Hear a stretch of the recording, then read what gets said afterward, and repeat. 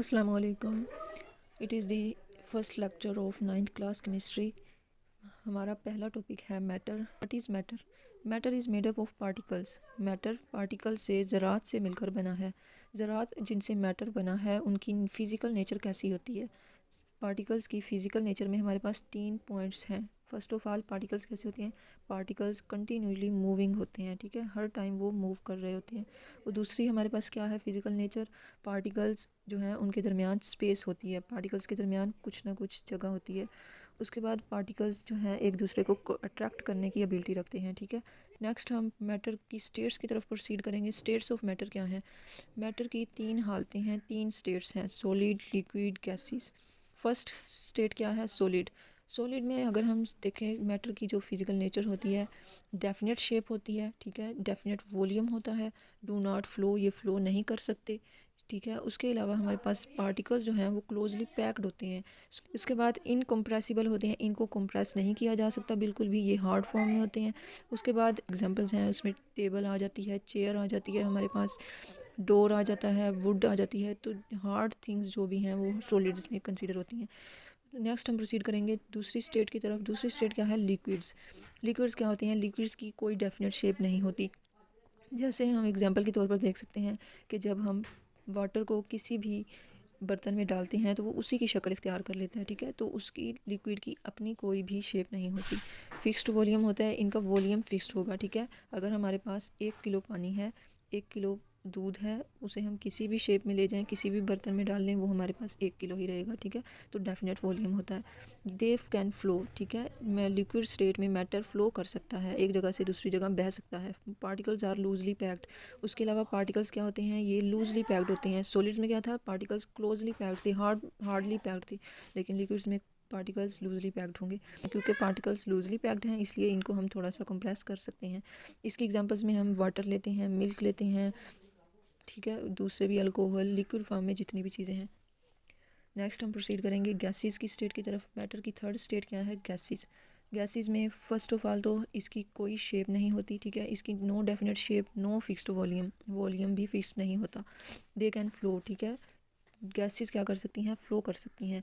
उसके बाद particles are very loosely packed. Particles बहुत ज़्यादा लूजली पैक्ड होते हैं। फिफ्थ इसकी एक प्रॉपर्टी है कि हाईली कंप्रेसिबल होते हैं।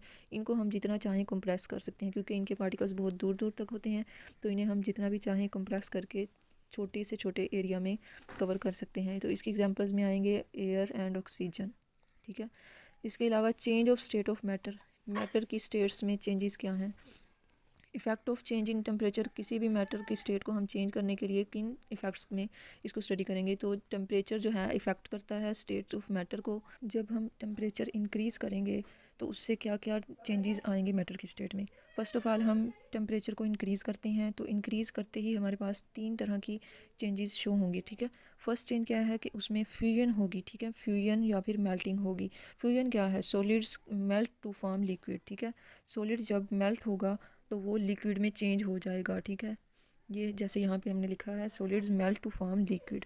उसके अलावा अगर हम एवेपोरेशन की बात करें तो एवेपोरेशन टेम्परेचर की इंक्रीज़ होते ही एवेपोरेशन काज होगी। एवेपोरेशन काज का मतलब है लिक्विड्स चेंजेस टू वेपर्स, ठीक है। लिक्विड वेपर्स में चेंज हो जाएंगे, बॉयल हो जाएंगे, बुखारात की शक्ल में रिमूव हो जाएंगे, ठीक है। उसके अलावा हमारे पास जब फ्यूजन का अमल होगा तो या फिर मेल्टिंग का अमल होगा तो हमारे पास temperature at which solids melts to form liquid, ठीक है। सॉलिड मेल्ट होकर पिघल कर लिक्विड की शक्ल में, वाटर की शक्ल में चला जाएगा। उसके अलावा अगर हम वेपोरेशन की बात करें तो वेपोरेशन में जैसे ही बॉइलिंग पॉइंट इंक्रीज़ होगा, temperature at which liquid boils to form vapours, temperature increase हुआ तो उससे बॉइलिंग पॉइंट इंक्रीज़ हो गया, ठीक है। तो जैसे ही बॉइलिंग पॉइंट इंक्रीज़ होगा तो तमाम जो लिक्विड है वो वेपर्स की शक्ल में, बुखारात की शक्ल में हवा में खारिज हो जाएगा। उसके अलावा थर्ड जो चेंज होता है टेम्परेचर के इंक्रीज़ होने से वो हमारे पास है सब्लिमेशन, ठीक है। सब्लिमेशन क्या होता है? सब्लिमेशन का मतलब है कि change of solid directly into gas vapours, ठीक है।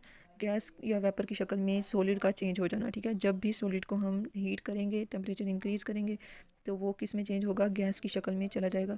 फिर लिक्विड की शक्ल में जब चेंज हुआ तो हम उसे क्या कहते हैं? फ्यूजन, ठीक है। जब बुखारात की शक्ल में चेंज हुआ लिक्विड तो हम उसे क्या कहेंगे? एवेपोरेशन।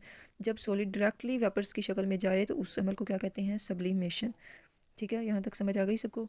उसके बाद अगर हम बात करें टेम्परेचर के डिक्रीज़ होने की, ठीक है, टेम्परेचर बढ़ने से क्या 3 प्रोसेस हुए, टेम्परेचर के डिक्रीज़ होने से क्या हुआ, जैसे ही टेम्परेचर कम करेंगे तो वो अगर हम फ्रीजिंग लेवल तक चले जाएं कि सॉलिड जो है वो फ्रीज़ होना, मैटर फ्रीज़ होना स्टार्ट हो जाए, तो लिक्विड चेंजेस इनटू सॉलिड, ठीक है। वाटर को अगर हम फ्रीजिंग टेम्परेचर पे जैसे 0 डिग्री सेंटीग्रेड से नीचे लेके जाएँ तो हमारे पास लिक्विड चेंजेस इनटू सॉलिड्स, ठीक है।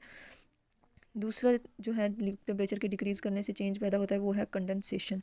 कंडेंसेशन का क्या मतलब है, vapours changes into liquids, vapours का वापस लिक्विड की शक्ल में चले जाना क्या है, कंडेंसेशन है। जैसे वाटर किसी बंद पोट में, किसी बंद बर्तन में बॉयल हो रहा हो, तो जैसे ही उसका टेम्परेचर लो होगा तो उसके जो बुखारात हैं वो वापस वाटर की शक्ल में चेंज होना स्टार्ट हो जाते हैं, ठीक है। तो इस अमल को क्या कहते हैं, कंडेंसेशन। इसके अलावा हमारे पास एक छोटा सा पॉइंट और है कि फैक्टर्स अफेक्टिंग एवेपोरेशन। जो एवेपोरेशन का अमल होता है टेम्परेचर इंक्रीज़ करने पे, उसमें अगर हम देखें तो बॉइलिंग पॉइंट इंक्रीज़ हो जाता है। बॉइलिंग पॉइंट इंक्रीज़ होने से क्या हुआ था, लिक्विड जो है वो वेपर्स की शक्ल में चला गया था, लिक्विड वेपर की शक्ल में चेंज हो गया था। तो इस अमल में कुछ फैक्टर्स इसको अफेक्ट कर रहे होते हैं, वो क्या हैं। First of all the exposed surface area, ठीक है। इससे क्या हो जाता है, सरफेस एरिया एक्सपोज हो जाता है, इंक्रीज़ हो जाता है। Increase in temperature, temperature increase हो जाता है। ह्यूमिडिटी क्या है, ह्यूमिडिटी इंक्रीज़ हो जाती है। उसके ऊपर जो नरमी होती है, जो उसके ऊपर वाटर के ड्रॉप्स बनते हैं वो ज़्यादा हो जाते हैं। विंड वेलोसिटी भी तेज़ हो जाती है। हवा का प्रेशर भी इंक्रीज़ हो जाता है, ठीक है। उम्मीद है आप सबको लेक्चर की समझ आई होगी। तो फॉलो करें, सब्सक्राइब करें, ठीक है।